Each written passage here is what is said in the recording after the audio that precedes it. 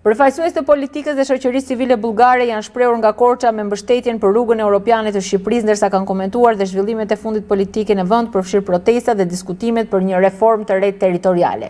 Gjatë një vizite në Korçë, eurodeputeti bullgar Andrei Kovashev deklaroi se Bashkimi Evropian po ndjek me vëmendje situatën në Shqipëri, ndërsa javën e ardhshme në Strasburg do të diskutohet raporti progresit të vendit. Ai vlerësoi ecurinë e Shqipërisë në procesin e integrimit dhe mbështetjen e gjerë politike për anëtarësimin në Bashkimin Evropian. Sa i përket protestave që po zhvillohet në vend, Kovashev theksoi se ato janë pjesë e demokracisë dhe se institucionet duhet të dëgjojnë shqetësimet e qytetarëve.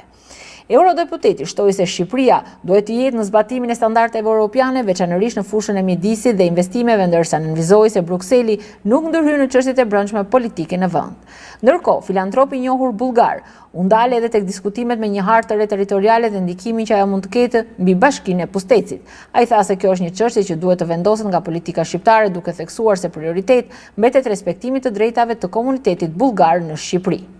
Vizita e delegacionit bullgar në Korçë u zhvillua në kuadër të takimeve me përfaqësues të komunitetit bullgar në juglindjet e Shqipërisë dhe diskutimeve mbi çështjet që lidhen me të drejtat e pakicave dhe procesin e integrimit europian të vendit.